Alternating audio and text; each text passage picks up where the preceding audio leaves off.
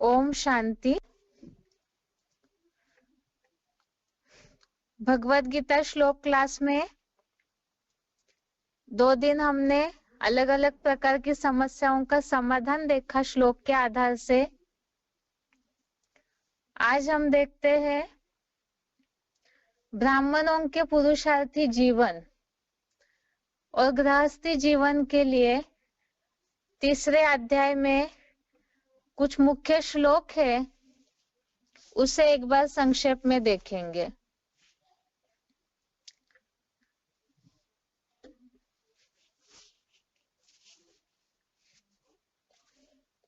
वैसे तो तीसरे अध्याय जो कर्मयोग के नाम से है,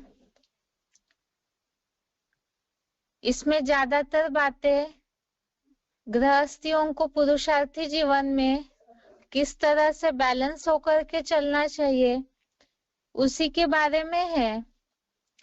और इस बैलेंस के समय गृहस्थ व्यवहार, लौकिक परिवार वालों के साथ कैसे रिश्ता होना चाहिए, ब्राह्मण परिवार के साथ कैसा संबंध संपर्क होना चाहिए,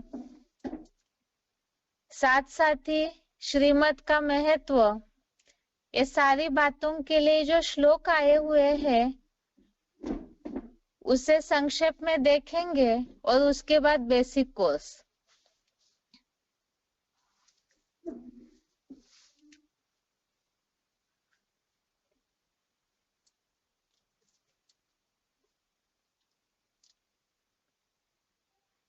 सबसे पहले है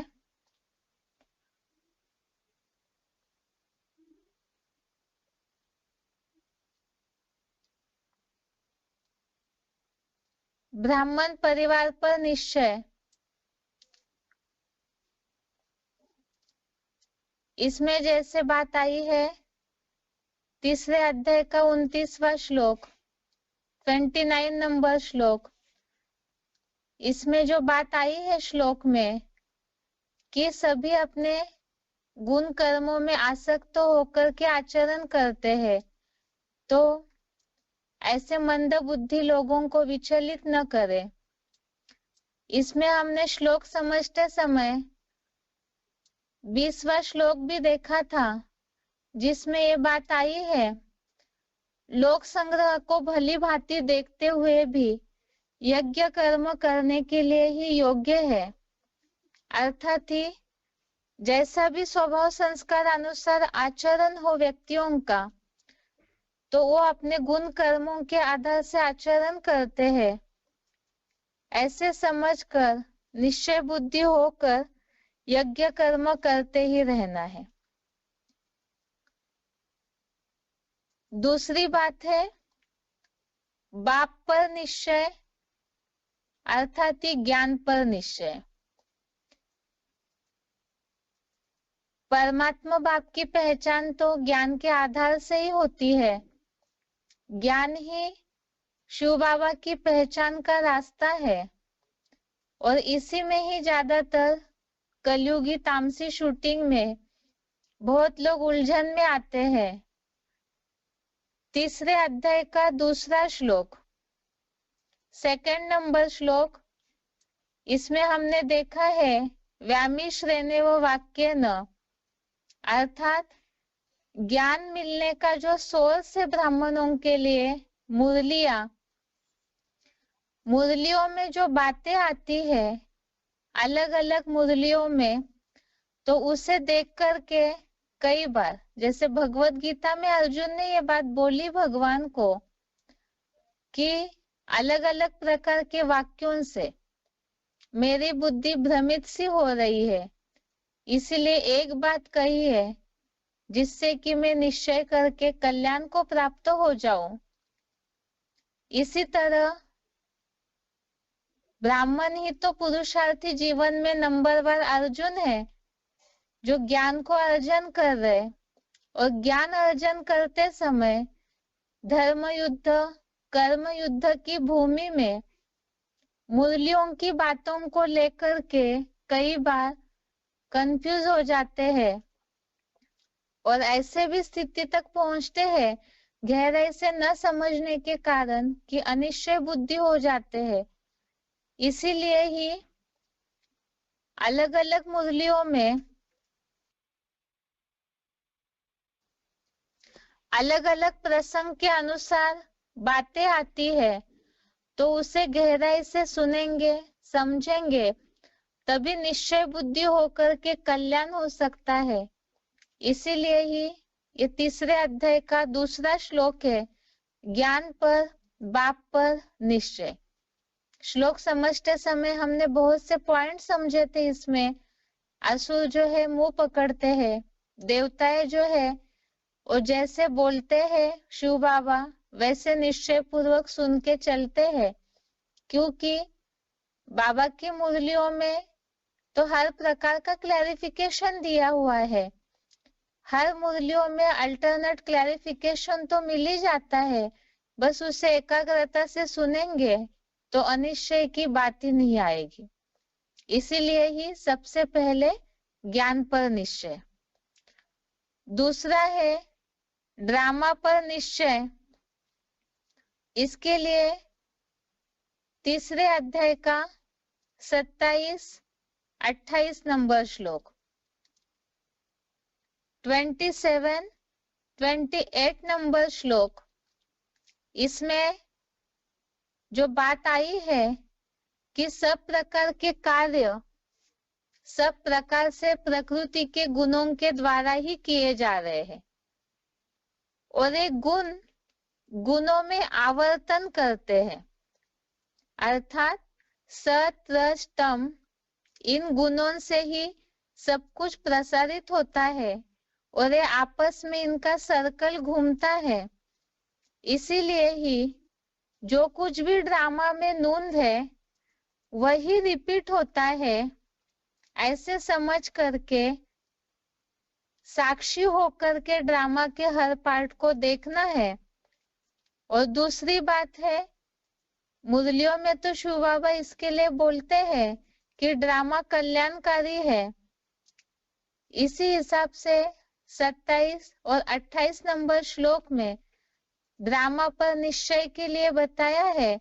और दूसरी बात, जो भी कर्म दिखते हैं, चाहे अपना पार्ट हो चाहे औरों का पार्ट हो, उसमें राग या द्वेष में न आकर साक्षी होकर के देखना, अर्थात ही आसक्त न होना, इसे ही ड्रामा पर निश्चय कहा है।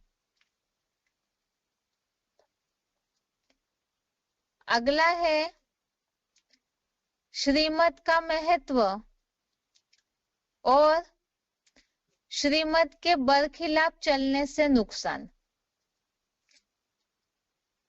मुरलियों के आधार से हम इन बातों को समझते हैं कि हर मुरली में श्रीमत का महत्व बताया ही जाता है। और भगवत गीता में भी जो नर अर्जुन को श्रीमत दिया हुआ है, तो श्रीमत पर न चलने वालों का क्या नुकसान होगा और चलने वालों का क्या फायदा होता है, उसके बारे में बताया है।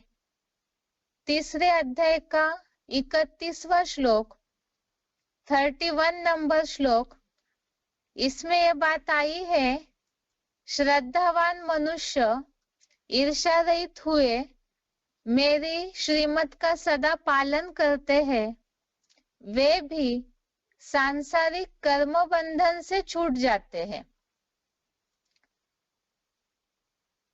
अर्जुन, भगवत गीता में भगवान ने अर्जुन को ज्ञानी इसलिए दिया है ताकि घर गृहस्थ में रहते हुए भी कर्मों का बंधन आ जाता है, जिससे कि दुख होता है। और इस कर्म बंधन से छूटने के लिए ही श्रीमत रूपी रास्ता बताया है। और इसमें मुख्य बात है श्रीमत का पालन करना है, लेकिन यथार्थ रीति पालन वही कर सकते हैं जो श्रद्धावान और ईर्ष्या रहित हुए मेरी, अर्थात भगवान की जिस साकार मूर्ति के द्वारा, साकार पाठ के द्वारा जो श्रीमत मिलते हैं, उस साकार पाठधारी के प्रति श्रद्धा भावना और ईर्ष्या रहित अर्थात ही निश्चय पूर्वक निश्चय बुद्धि होंगे। ऊपर हमने पहले श्लोक देखा, तीसरे अध्याय का दूसरा श्लोक। इसमें मुरलियों की बातों में, मुरलियों में जो भी ज्ञान की क्लैरिफिकेशन आता है, उसके प्रति मन में कोई उलझन न हो, साकार पाठ के प्रति कोई भी संशयात्मक बुद्धि न हो। ऐसी स्थिति पुरुषार्थी जीवन में है तो श्रीमत का एक्यूरेट पालन कर सकते हैं, और जब पालन करेंगे तो सांसारिक कर्म बंधन से छूट जाते हैं। पुरुषार्थी जीवन का लक्ष्य ही है जीवन मुक्ति रूप सिद्धि की प्राप्ति, और ये अवस्था की अनुभूति तभी हो सकती है जब श्रीमत का यथार्थ रीति पालन करेंगे। और जो नहीं करते हैं उनके लिए भी परिणाम बता दिया कि ऐसे जो ईर्ष्या करने वाले मेरी श्रीमत का पालन नहीं करते, उनको ज्ञान से विशेष मूर्ख और नष्ट हुआ जान। तो पुरुषार्थी जीवन में श्रीमत को पूरा फॉलो नहीं करते, अर्थात यथार्थ पहचान नहीं है, मुकर्रर रथ की पहचान ही नहीं है, तो ज्ञान को भी श्रद्धा भावना से समझ नहीं पाएंगे, और नहीं समझ पाएंगे तो श्रीमत पर पूरा चल भी नहीं पाएंगे, और नहीं चल पाते हैं तो उन्हें मूर्ख और नष्ट हुआ जान, अर्थात इसका नुकसान एक तो ज्ञान से पूरी तरह से जो पद प्राप्ति होनी है उससे भी वंचित होंगे। दूसरा, पुरुषार्थी जीवन में जो संगम युग मौजों का युग है, या जिस तरह से जीवन मुक्त अवस्था का अनुभव होना चाहिए, वो अनुभव भी नहीं होगा। इसीलिए ही श्रीमत के बरखिलाफ चलने से नुकसान तीसरे अध्याय का 32वां श्लोक, इसमें खास बताया कि श्रीमत का पालन न करने वालों को ज्ञान से मूर्ख और नष्ट हुआ जान। आगे ईश्वरीय सेवा का महत्व। भगवान ने अर्जुन को तीसरे अध्याय में शुरुआत के जो श्लोक है उसमें ये बात बताई है कि कर्म किए बिना, अनिवार्य कर्म किए बिना तो कोई भी नहीं रह सकता है। अर्थात मुरलियों में भी शिव बाबा ने बोला है कि अंतिम जन्म में जो गृहस्थी रची है उसे तो संभालना ही है। शरीर निर्वाह के बिना और कोई कार्य सिद्ध भी नहीं हो सकता, तो दैनिक कार्य के लिए शरीर निर्वाह जरूरी है। लेकिन इसमें भी एक तो है आसुरी सेवा, लौकिक धंधाधोरी, नरक लोक में जो भी कर्म करते हैं वो कहीं ना कहीं तीसरे अध्याय के 9वें श्लोक में, 8वें श्लोक में, श्लोक नंबर 8 में ये बात बताई, शरीर निर्वाह के लिए कुछ ना कुछ तो करना ही है, नहीं तो दैनिक कार्य जो है वो सिद्ध नहीं होगा। और 9वें श्लोक में ये बात बताई, यज्ञ कर्म के अलावा और कोई भी कर्म नरक लोक का दूसरे कर्म नरक लोक के बंधन में डालने वाले हैं। इसीलिए ही ये तो पुरुषार्थियों पर है कि क्या निर्णय लेना है, नरक लोक के कर्म बंधन में फंसना है या तो फिर ईश्वरीय सेवा, जो मुरलियों में शिव बाबा ने बताया है सब धंधों में है नुकसान सिवाय एक ईश्वरीय धंधे के। इसमें भी बताया शिव बाबा ने, जो भगवत गीता में ये बात आई है, अगर पूरी तरह आसुरी सेवा छोड़ भी नहीं पाते हैं, यज्ञ कर्मों में पूरी तरह नहीं लग पाते हैं, तो भी जो कर्म लौकिक धंधाधोरी का अगर करते भी है, लेकिन यज्ञ सेवा का महत्व बुद्धि में रखते हुए तीसरे अध्याय का 13वां श्लोक श्लोक नंबर 13 में यह बात आई है यज्ञ सेवा का महत्व बताते हुए, यज्ञ सेवा से बचे हुए को खाने वाले संत पुरुष सब पापों से मुक्त हो जाते हैं। श्लोक नंबर 13, यज्ञ सेवा से बचे हुए को खाने वाले संत पुरुष सब पापों से मुक्त हो जाते हैं। इसमें हमने पॉइंट समझा था, सिलेक्टेड पॉइंट, कि घर गृहस्थ में जो कुछ भी लगाते हैं, जितनी आवश्यकता है उतना यूज करके ईश्वरीय सेवा की भावना भी बुद्धि में रखे, ईश्वरीय सेवा में लगा करके फिर गृहस्थ व्यवहार में भी लगाए। ऐसा बैलेंस जो रखते हैं तो उससे अगर ईश्वरीय सेवा में धन तन की ताकत लगाते हैं तो मन भी ऑटोमेटिकली वहां ही लगेगा और उससे भी पाप कर्म विनाश होने का मार्ग खुल जाता है। ऐसे ही 14वां श्लोक, तीसरे अध्याय का श्लोक नंबर 14, इसमें भी यज्ञ सेवा से क्या फायदा होता है वो बताया है। एक तो यज्ञ कर्म करते हैं, यज्ञ सेवा करते हैं। इसमें पॉइंट जो हमने सुने थे, सिलेक्टेड पॉइंट, इसमें ये बातें आई थी कि जितना औरों की ज्ञान की सेवा करेंगे तो उससे ज्ञान का मंथन चलेगा। यह वाचा सेवा जितनी करेंगे तो उससे ज्ञान की बारिश होगी, मंथन चलेगा, अर्थात नए नए पॉइंट बुद्धि में आते रहेंगे। जितनी ज्ञान वर्षा होगी अर्थात ज्ञान का मंथन चलेगा, उतनी याद की अवस्था बढ़ेगी। और जो शिव बाबा की सेवा करते हैं, अलग अलग प्रकार की सेवाएं हैं, मनसा वाचा कर्मना, तो जो जितना अपनी यथाशक्ति सर्विस करते हैं तो उतना शिव बाबा भी ऐसे सर्विसेबल को याद करते हैं। और जितनी याद की ताकत बढ़ेगी ब्राह्मणों की तो उतना ब्राह्मणों का संगठन बढ़ेगा।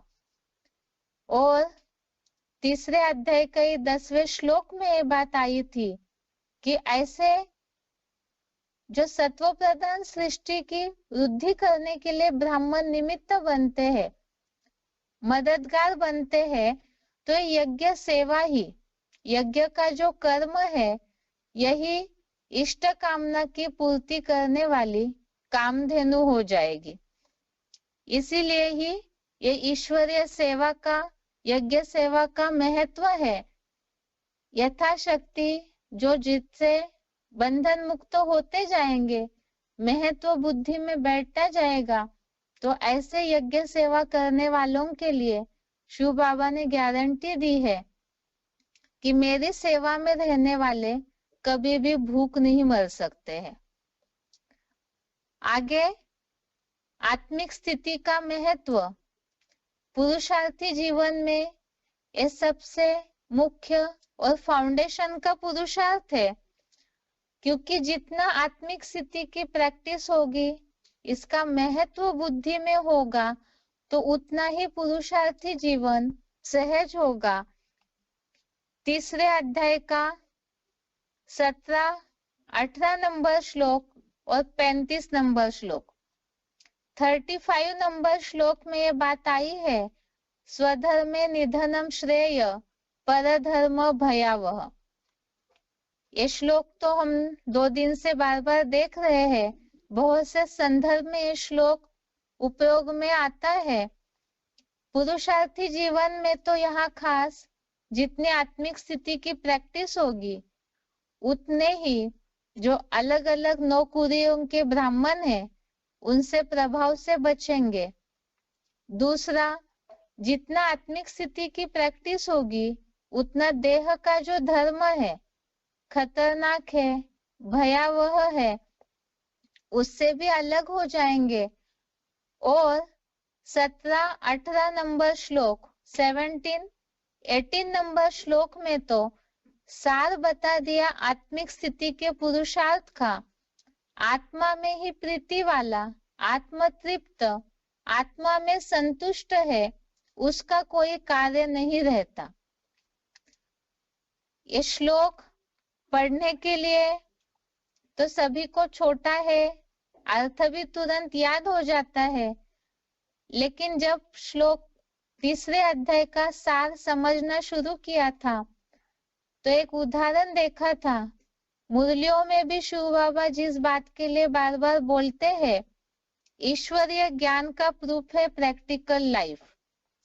अर्थात ये थ्योरी का पॉइंट, ये श्लोक तो हमें बुद्धि में आ गया कि आत्मिक स्थिति के फाउंडेशन से सब कुछ ठीक होता है, लेकिन जितना प्रैक्टिकल में इस पुरुषार्थ की प्रैक्टिस होगी, आत्मा में ही प्रीति वाला, आत्म तृप्त, आत्मा में संतुष्ट, तो जितनी ऐसी प्रैक्टिस होगी देह को भूलने की, तो उसका रिजल्ट स्वतः ही संकल्प सिद्धि प्रैक्टिकल दिखाई देगी कि उनका कोई कार्य नहीं रहता, जैसे कि सतयुगी देवात्माएं। और दूसरा, ऐसे आत्मिक स्थिति वाले जो ब्राह्मण हैं, उनके लिए बताया कि पुरुषोत्तम संगम में उनको न कुछ करने से प्रयोजन है, न ऐसे प्राणी का किसी पर दैहिक कार्य निर्भर होता है। तो यह पुरुषार्थी जीवन में आत्मिक स्थिति का महत्व है। ज्ञान योग की अगला पॉइंट है, ज्ञान योग की धारणा में पवित्रता का महत्व। तीसरे अध्याय का 38 से लेकर 43 नंबर श्लोक, 38 नंबर से 43 नंबर श्लोक तक, ये सारे श्लोक ही जो अर्जुन ने भगवान से पूछा कि कौन है जिसकी प्रेरणा से पुरुष पाप करता है, तो काम विकार और कामना वैरायटी प्रकार की, मुख्य रूप से तो इन श्लोकों में जो विकारी भावनाएं हैं, जो महापाप, महापापी, महाभोगी है, काम के कारण क्रोध आता है, जो ज्ञान को ढक देता है, विमूढ़ बना देता है।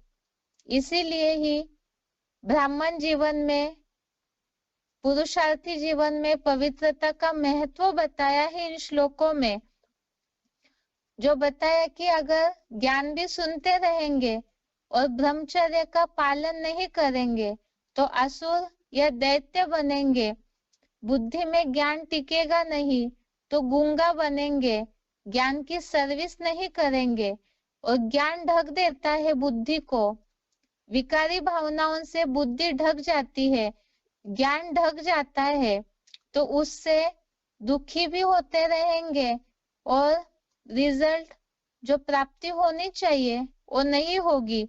इसीलिए ही पवित्रता का महत्व इन श्लोकों में बताया है।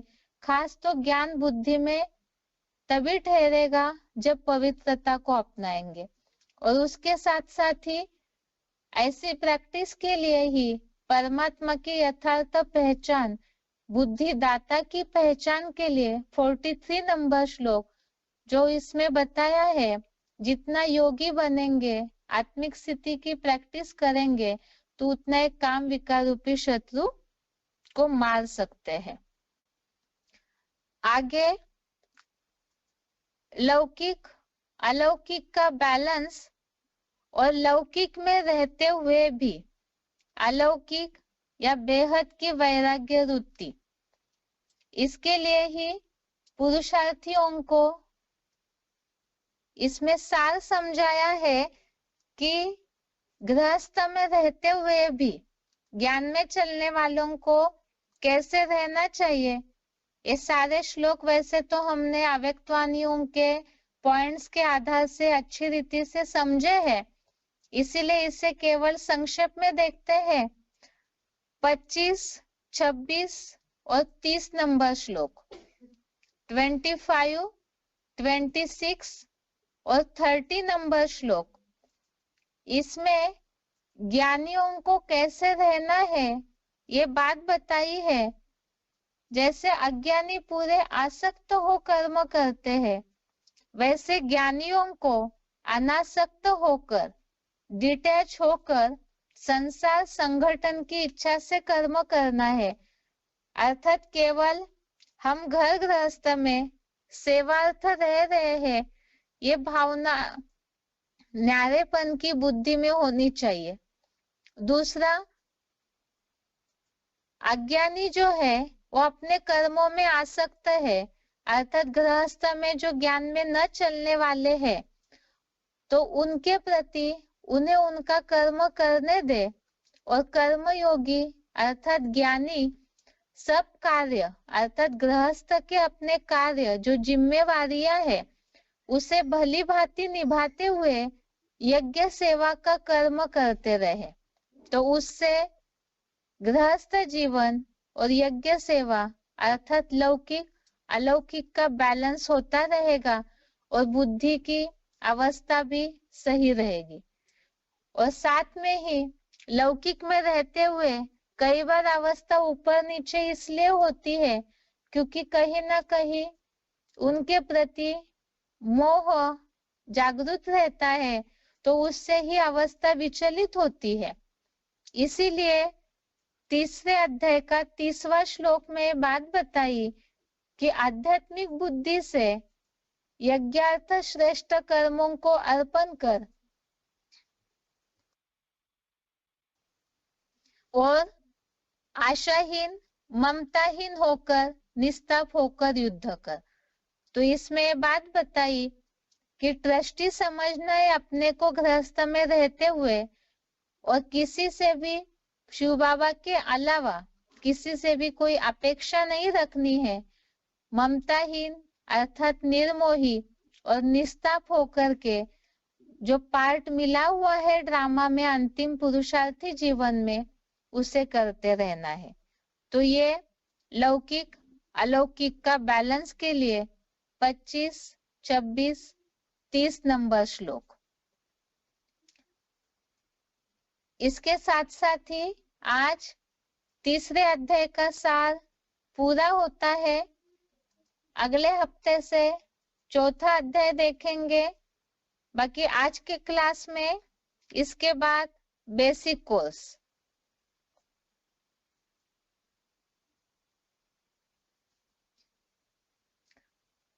बेसिक कोर्स में इस हफ्ते की रिवीजन देखते हुए ही आगे संगम युग का थोड़ा सा टॉपिक बाकी है, उसे 5 मिनट में देखेंगे। अभी पहले इस हफ्ते की रिवीजन। वैसे तो बेसिक कोर्स सभी जानते ही है।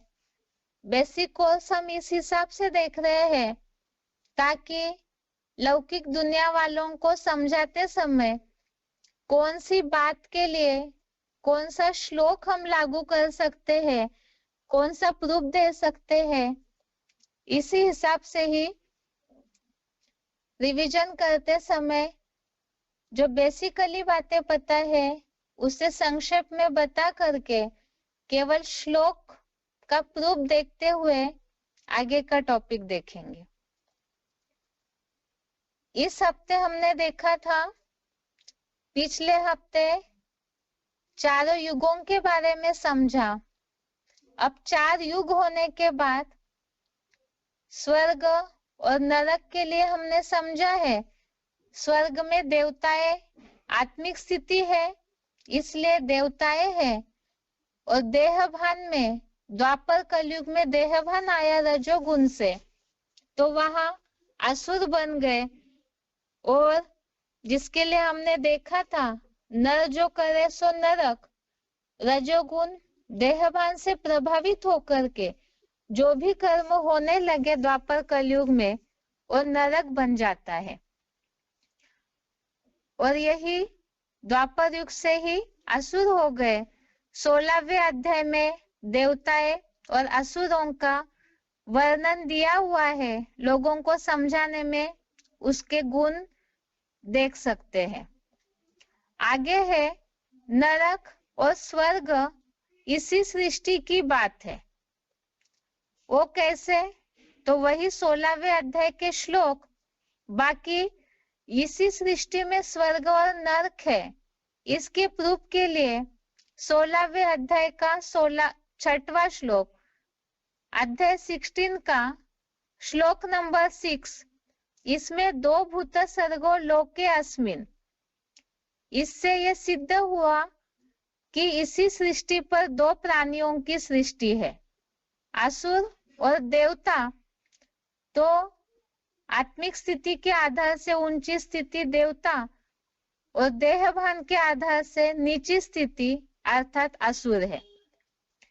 अब ये देवता और असुर कब और कैसे थे, इसके बारे में अन्य धर्मों में जो उल्लेख है उसे भी हमने देखा था।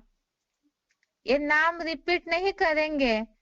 अलग अलग धर्मों में स्वर्ग और नरक के नाम आते हैं, जैसे कि हिंदुओं में वैकुंठ और नरक को हिंदुओं में नरक कहते हैं।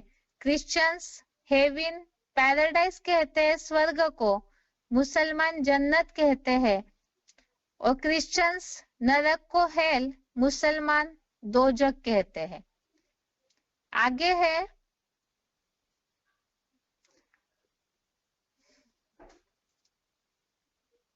अभी प्रश्न है, इस सृष्टि पर ही नरक और स्वर्ग है।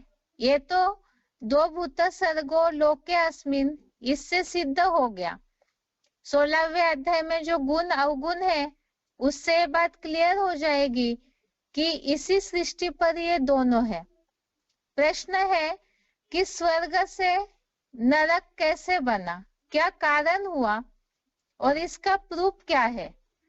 भगवत गीता का 16वें अध्याय का 21वां श्लोक, श्लोक नंबर 21, इसमें स्पष्ट उल्लेख आया है भगवत गीता में, त्रिविधम नरकस्य इदम द्वारम, कामः क्रोधः तथा लोभः। ये तीनों विकार ये नरक के द्वार है। स्वर्गीय सृष्टि में आत्मिक स्थिति थी और उससे जैसे विकार शुरू हुए तो नरक के गेट खुल गए। इसके बाद ही दूसरा प्रूफ है, इसी सृष्टि में स्वर्ग से नरक आता है। इसका दूसरा प्रूफ 9वें अध्याय का 21वां श्लोक, श्लोक नंबर 21, अध्याय 9, इसमें ये बात का स्पष्ट उल्लेख है। देवताएं स्वर्ग लोक को भोग करके उनके पुण्य क्षीण होने पर मृत्यु लोक अर्थात नरक में प्रवेश करते हैं। हमने प्रूफ के लिए अभी तक 3 श्लोक देखे। इससे सिद्ध हुआ इसी सृष्टि में स्वर्ग, इसी सृष्टि में नरक भी होता है। एक तो काम क्रोध लोभ नरक के द्वार है, दूसरा देवताओं के पुण्य क्षीण होने पर वही मृत्यु लोक में प्रवेश करते हैं और नरक अर्थात ही मृत्यु लोक है। तो इससे सिद्ध हुआ स्वर्ग और नरक इसी सृष्टि की, इसी पृथ्वी की बातें हैं। आगे है इस टॉपिक में, अब स्वर्ग और नरक इसी सृष्टि पर है, हमने देखा। अगली बात, शास्त्रों में इस बात को उल्लेख है ब्रह्मा का दिन और ब्रह्मा की रात का। तो ये ब्रह्मा का दिन और रात ये कौन सा समय है? ये पृथ्वी से कोई अलग तो नहीं है, क्योंकि अभी तक तो श्लोक में हमने समझा। अब दिन और रात एग्जैक्ट कौन से समय के लिए बोला है, इसके लिए भगवत गीता का श्लोक है। पहले तो दिन और रात का उल्लेख के लिए 8वें अध्याय का 17वां श्लोक, अध्याय 8 श्लोक नंबर 17, इसमें बात आई सहस्र युग पर्यंतम अहर्यत ब्रह्मणो। अहर्यत अर्थात दिन और रात्रि युग सहस्रांतम, रात्रि अर्थात रात, और ये समान है। सहस्र युग और युग सहस्र, रात और दिन के लिए समान समय का उल्लेख आया है। अब कौन सा समय है एक्यूरेट, उसकी तरफ बराबर है समय, ये तो उल्लेख आया। कौन सा समय है, इसके लिए ही भगवत गीता में इशारा दिया उसी के नीचे का श्लोक 18वां 18 नंबर श्लोक, इसमें बात आई अव्यक्तात् व्यक्तः सर्वा प्रभवन्ति अहरागमे। अहरागमे और दूसरा रात्र्यायन्ते प्रलीयन्ते। इसका भावार्थ है दिन आने पर प्राणी अव्यक्त धाम से सृष्टि पर आते हैं और रात्रि के अंत में परम धाम, उसी धाम में प्राणी लीन हो जाते हैं। हम ब्रह्मा का दिन और रात के लिए स्पष्टता देख रहे हैं। इसमें पहले श्लोक में आया दिन रात समान है। दूसरी बात, दिन की शुरुआत अर्थात सतयुग रूपी सवेरा और रात्रि का अंत अर्थात कलयुग का अंत। अब इसके बाद रोशनी अर्थात दिन और रात अर्थात ही अज्ञान अंधेरी रात। आत्मिक स्थिति है तो ज्ञान की रोशनी है अर्थात तो स्वर्ग का समय। देहभान है, अज्ञान अंधकार है तो रात्रि का समय हो गया। तो इसी के लिए बताया सतयुग और त्रेतायुग स्वर्ग है ब्रह्मा का दिन और द्वापर युग और कलयुग ये ब्रह्मा की रात है। तो इस द्वापर युग कलयुग में ही मनुष्य जो है और ठोकरे खाते हैं, अंधेरे में धक्के खाते हैं, मार्ग को भटकते रहते हैं। आगे है ब्रह्मा का दिन और रात के बाद आगे का है कलयुग तक तो पहुंच गए। ये भी समझ में आया कि कलयुगी अंधेरी रात में आत्मा की रोशनी पूरी कम हो जाती है, ठोकरे खाता है मनुष्य, कलाहीन दुखी बन गए हैं। तो इसके बाद क्या होगा? ये तो सभी को प्रश्न रहता ही है कि कलयुग के बाद क्या होगा, विनाश होगा, आत्माएं लीन होंगे या क्या होगा? उससे अगले टॉपिक में देख रहे हैं। पहली बात तो है सृष्टि के लिए, सृष्टि का विनाश होता है या नहीं, इसके लिए भगवत गीता में उल्लेख आया है सृष्टि अनादि है।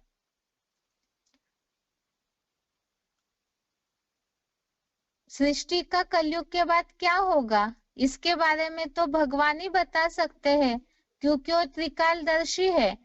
और उसी आधार से भगवत गीता में उल्लेख आया है सृष्टि अनादि है। अर्थात ही तो फिर ये जो बात उठती है सृष्टि का विनाश होगा या प्रलय होगा, ये कैसे? सृष्टि अनादि है, इसके लिए भगवत गीता में उल्लेख आया है प्रकृतिम पुरुषम चैव विद्यनादि उभो अपि। अर्थात पहले भी हमने समझा यह सृष्टि प्रकृति और पुरुष का खेल है।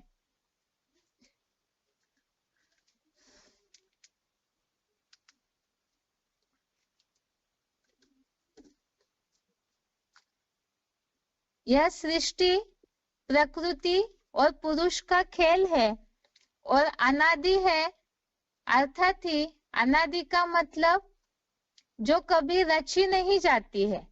परिवर्तन होना अलग बात है बाकी, और दूसरी बात पूरी तरह से विनाश या प्रलय नहीं होता है अर्थात बिल्कुल अस्तित्व नष्ट हो जाए, ऐसे नहीं होता है। कलयुग के बाद क्या होगा इसकी तो सभी को ही क्यूरियोसिटी रहती है। इसका उल्लेख ही भगवत गीता में प्रूफ के साथ बताया कि सृष्टि अनादि है। दूसरी बात, अब अनादि है तो समझ में आया, तो ये सृष्टि अनादि है तो इसका आगे क्या होगा? कलयुग के बाद परिवर्तन होता है, इसका प्रूफ ये चक्र या नाटक, इसका पुनः आवर्तन होता है। अर्थात जैसे दिन के बाद रात, मौसम चक्र चलाते ही रहते हैं, ऐसे ये सृष्टि अर्थात काल चक्र, ये समय का चक्र ये अपने में ही आवर्तन करता है। जैसे बोलते हैं हिस्ट्री रिपीट्स इटसेल्फ, इसी तरह से ये चक्र आवर्तन करता है। सृष्टि चक्र हूबहू रिपीट होता है। इसका प्रूफ 8वें अध्याय का 19वां श्लोक, अध्याय 8 श्लोक नंबर 19, इसमें बात आई है भूतग्रामः स एवायम्। इसमें भूत्वा भूत्वा प्रलीयते, ये प्रलीयते शब्द का अर्थ शास्त्रकारों ने अलग से लिया है।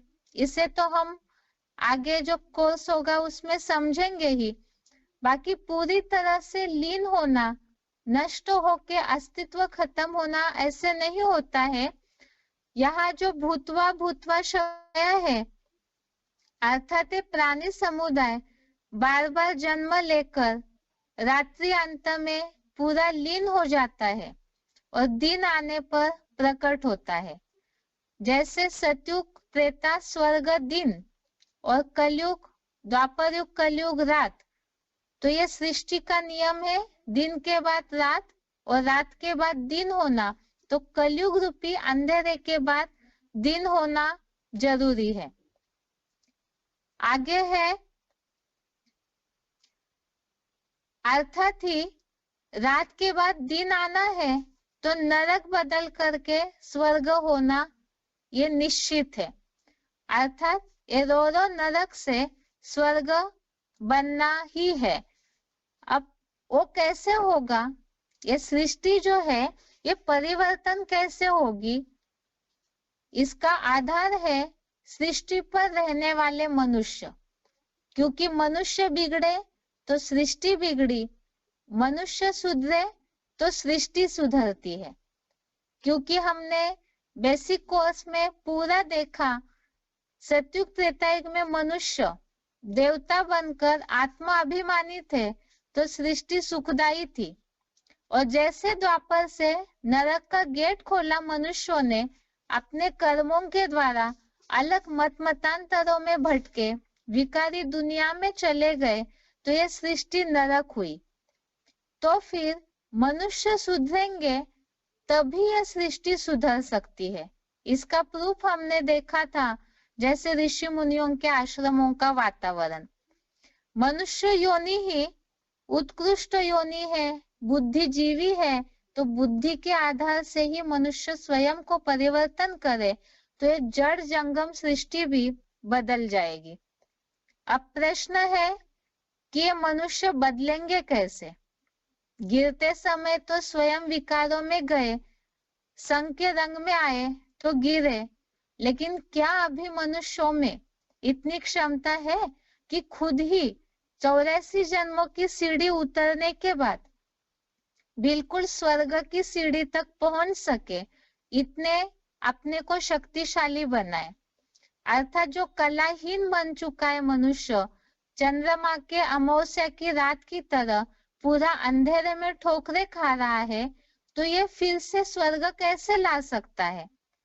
ऐसे परिवर्तन का कार्य मनुष्य कर ही नहीं सकता है स्वयं। इससे पहले भी देखा, भगवान त्रिकालदर्शी है, वही जन्मों को भी जानते हैं सब आत्माओं के। इसीलिए भगवत गीता में इसका प्रूफ है कि भगवान ही इस सृष्टि परिवर्तन का कार्य कर सकते हैं। 9वें अध्याय का 10वां श्लोक, अध्याय 9 श्लोक नंबर 10, इसमें उल्लेख आया है मया अध्यक्षेन और जगत विपरिवर्तते। श्लोक पूरा इसलिए नहीं देख रहे हैं क्योंकि रिवीजन है। 9वें अध्याय का 10वां श्लोक, इसमें स्पष्ट उल्लेख है मया अध्यक्षेन, मेरी अध्यक्षता में यह जगत विपरिवर्तित है, अर्थात विपरीत दिशा में परिवर्तित हो जाता है।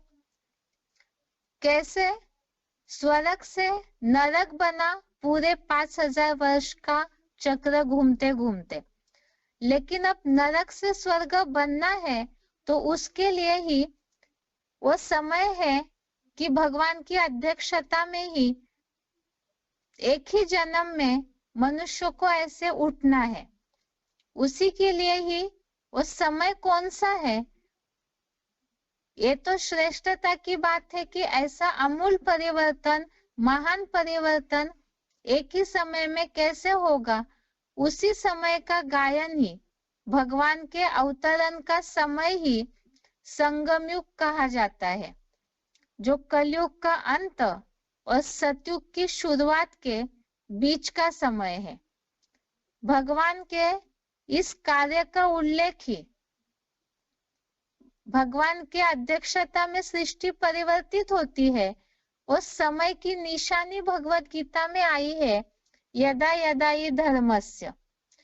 और भगवान ऐसे धर्म भ्रष्ट कर्म भ्रष्ट भारत में, ऐसे समय में जब दुनिया की हालत ऐसी होती है, ऐसे समय में उत्पत्तिकर्ता और विनाशकर्ता के रूप में, श्लोक नंबर 7वें अध्याय का 6वां श्लोक, अध्याय 7 श्लोक नंबर 6 में ये बात आई है। भगवान उत्पत्तिकर्ता अर्थात सृष्टि में मनुष्य अपने स्वरूप को भूल जाते हैं तो उन्हें पूरा रचने का और आसुरी गुणों के विनाश का कार्य भगवान करते हैं।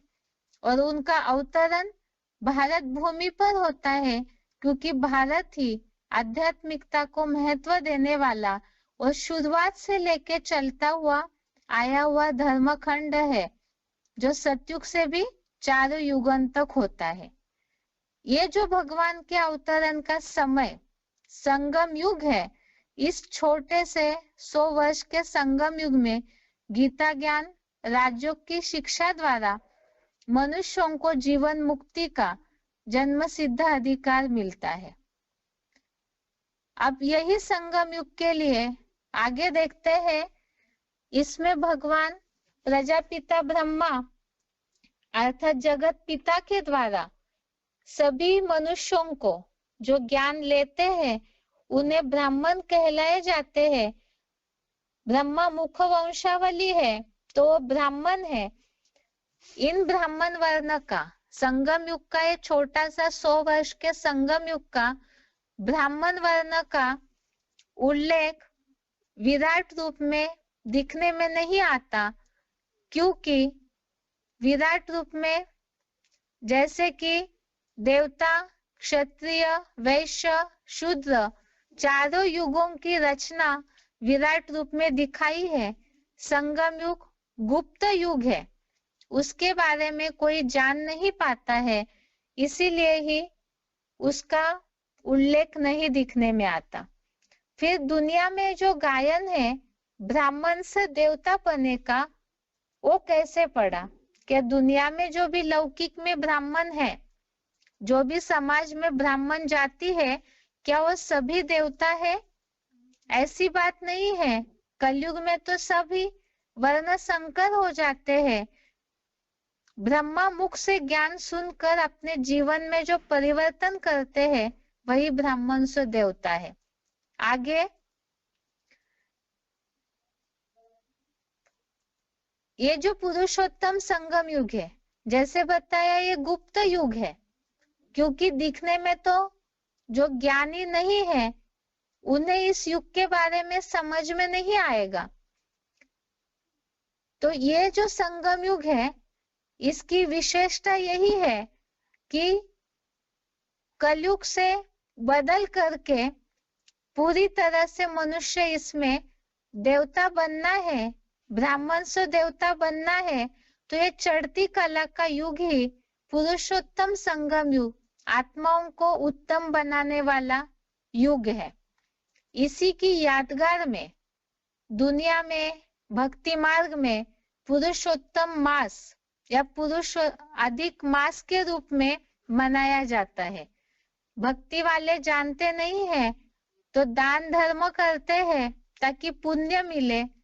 वास्तव में 4 जैसे पुरुषोत्तम मास हर चौथी वर्ष में मनाया जाता है, अधिक मास भी कहते हैं। यहाँ 4 युगों के बाद ये संगम युग आता है जो आत्माओं को पुरुषोत्तम बनाता है। जिस समय में अधिक अपने आत्मा में ज्ञान की रोशनी भरने का समय है, आत्मा को उठाने का, परिवर्तन का समय है। इसीलिए ही और युग, सतयुग सोने समान, त्रेता चांदी समान, द्वापर तांबे समान और कलयुग लोहे समान है, तो संगम युग हीरे समान श्रेष्ठ युग है। कलयुग में कौड़ी तुल्य बने, वैल्यूलेस बने, तो संगम युग हीरे की तरह श्रेष्ठ है, जो आत्मा में ज्ञान की रोशनी भरकर पूरी तरह कला संपन्न बनने का युग है। यही पुरुषोत्तम संगम युग। इसमें खास क्या होता है जो इसकी महिमा है, इतना गुप्त होने पर भी इसमें एक ऐसी विशेष शक्ति भरी हुई है इस 100 साल के संगम युग में। एक तो भगवान स्वयं सृष्टि पर आते हैं और मनुष्य आत्माओं में ज्ञान की रोशनी भरते हैं ज्ञान के आधार से। दूसरी बात, यही संगम युग है जिसमें मनुष्य 16 कला से भी ऊपर कलातीत बन सकता है। इसका ही उल्लेख भगवत गीता में त्रिगुणातीत के नाम से आया हुआ है। सत, रज, तम प्रकृति के इन गुणों से मनुष्य प्रसारित होते हैं, जो हमने समझा देवताएं भी उसके कारण नीचे उतरते हैं। लेकिन इन गुणों से भी ऊंची अवस्था त्रिगुणातीत अवस्था है। इसी के लक्षण भगवत गीता के 14वें अध्याय में श्लोक नंबर 22, 23, 24 त्रिगुणातीत अवस्था जो संगम युग में, पुरुषोत्तम संगम युग में मनुष्य भगवान के ज्ञान से प्राप्त करते हैं, इसका उल्लेख ही अध्याय 14 के श्लोक नंबर 22, 23, 24 में आया हुआ है। उसका केवल भावार्थ से लिए हुए शब्द बताते हैं कि ये त्रिगुणातीत अवस्था अर्थात क्या है, जो सत, रज, तम इन गुणों से भी परे है, अर्थात ही राग द्वेष से रहित, उदासीन की भांति रहते हुए भी अचल अडोल स्थिर रहना, सुख दुख, प्रिय अप्रिय, निंदा स्तुति, मान अपमान, मित्र शत्रु में समान, सर्व कर्म त्यागी। अब ऐसी अवस्था तो सभी चाहते हैं। क्यों? क्योंकि ज्यादा खुश होते हैं तो खुशी भी ठहरती नहीं, और ज्यादा दुखी होते हैं तो भी मनुष्य परेशान होते हैं।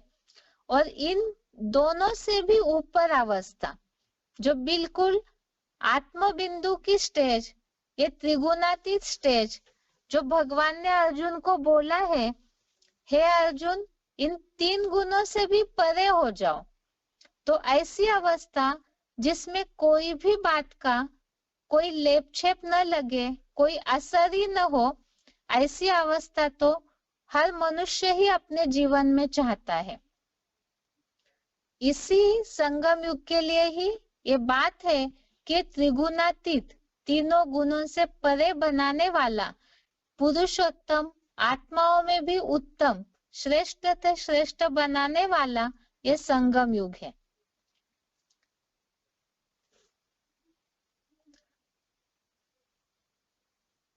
इस सृष्टि चक्र की शुरुआत में जब 84 लाख योनियों की बात आई, जिनके सारे प्रूफ कट हुए थे कि मनुष्य आत्मा 84 लाख योनियों में नहीं जाती, केवल 84 जन्म ही लेती है।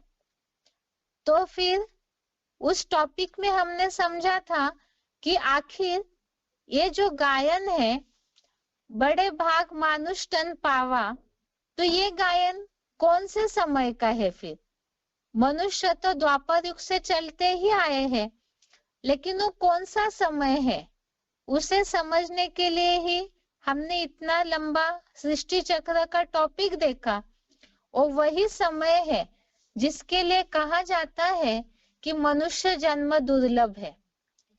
ये संगम युग का समय, जो कलयुग अंत और सतयुग की शुरुआत के बीच के समय में जहां मनुष्य खड़े हो जाते हैं, उसमें पूरे कलाहीन अंधकार से रोशनी आना शुरू हो जाता है आत्मा में। इस समय का ही गायन है कि ये संगम युग का जन्म ही, जो मनुष्य जन्म है, मनुष्य शरीर में मिला है, ये दुर्लभ जन्म है। अब सुनने वाले ये सोचेंगे कि इसका मतलब इस दुनिया में क्या सभी का ही मनुष्य जन्म, जो अभी जितने भी उपस्थित है इस सृष्टि पर, क्या सभी का ही जन्म दुर्लभ है? क्योंकि ये सभी का नंबरवार जो भी सृष्टि पर आए हैं, तो कलयुग का अंतिम जन्म तो सभी का ही है उस हिसाब से।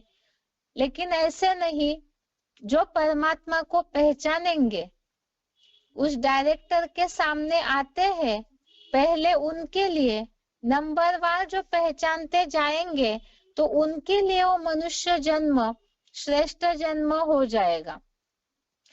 इसी के लिए ही अब ये श्रेष्ठ बनेगा कैसे? भगवान को तो पहचान लिया, लेकिन केवल पहचानने से नहीं होगा, बल्कि भगवत गीता में इसके लिए बताया है। 14वें अध्याय का 26वां श्लोक, अध्याय 14 श्लोक नंबर 26। यह श्लोक है, माम च यो व्यभिचारेण भक्ति योगेन सेवते सगुणान समतीतेतान ब्रह्म भुवाय कल्पते। अर्थात जो मुझको अव्यभिचारी भावना से योग युक्त सेवा करता है, वह इन गुणों को संपूर्ण पार करके परम ब्रह्म के लिए योग्य है। अर्थात ही भगवान के ज्ञान को समझ लिया, समझने के बाद जो अव्यभिचारी भाव से, क्योंकि द्वापर कलयुग में अनेक मतांतरों में फंसकर व्यभिचारी बने हैं, तो सारे संग के रंग को हटाकर जितना अव्यभिचारी होकर भगवान की सेवा करते हैं, तो ये 3 गुणों से पार होके संपूर्ण परम ब्रह्म के लिए योग्य हो जाता है। अब भगवान की याद और सेवा, यही इसका एक रास्ता है। फिर घर गृहस्थ में रहते हुए भी ऐसी स्थिति, बहुत ऐसे जिज्ञासु है जो पूछेंगे कि आप समझा रहे हैं, तो फिर क्या आप ऐसी स्थिति को प्राप्त हुए हैं क्या? लेकिन यहाँ है कि जितना जितना पुरुषार्थ करते जाएंगे, जितना जितना भगवान के नजदीक याद और सेवा के द्वारा जाते जाएंगे, तो उतना ही इन गुणों से पार होकर के उस स्थिति तक पहुंचते जाएंगे। और ऐसा परम सौभाग्य जो है, जिन्हें मिलता है, जो भगवान को यथार्थ रीति पहचान कर अव्यभिचारी भाव से उनमें ही पूरी ताकत लगा देते हैं, तो वही जन्म है जो 84 जन्मों में भी सतयुग, त्रेता, द्वापर, कलयुग के सारे जन्मों से भी श्रेष्ठ जन्म और मनुष्य जन्म, जिसे दुर्लभ कहा हुआ है। मुख्य बात तो है, एक तो भगवान जो पूरी तरह से, जिसके लिए कहते हैं, भगवत गीता में भी ये बात आई है, अर्जुन ने भगवान को बोला है कि धन्य हो गया, तो जीवन पूरा सफल हो जाता है। आत्मा भी पूरी तरह कलाहीन से रोशनी वाली बन जाती है, जिसे ही बोला तीनों गुणों से पार हो जाती है। तो वही जन्म है जिसके लिए बोला जाता है, बड़े भाग मानुष तन पावा। तो वही जन्म है पुरुषोत्तम संगम युग का, जो मनुष्य जन्म दुर्लभ कहा जाता है और साथ में ही सबसे श्रेष्ठ से श्रेष्ठ कलातीत बनाने वाला भी यही जन्म है। यहाँ तक तो हमने समझा पुरुषोत्तम संगम युग तक। अब यहाँ पर मनुष्य अपने को कला संपन्न दिव्य गुण संपन्न बनाते हैं, लेकिन आगे क्या? सतयुग कैसे आएगा? सृष्टि का आखिर जो परिवर्तन होता है सतयुगी सृष्टि में कलयुग से, तो कैसे होता है, उसकी प्रोसेस क्या है, उसके बारे में अगले हफ्ते देखते हैं। आज के लिए भगवत गीता क्लास यहाँ तक ही। क्लास पूरा करने के पहले एक विशेष बात, श्लोक टेस्ट में पूरे तीसरे अध्याय से रिलेटेड प्रश्न होंगे, इसीलिए ही पूरे तीसरे अध्याय को ही अच्छी तरह से पढ़ना होगा ताकि उसी हिसाब से प्रश्नों का जवाब दे सके। ओम शांति।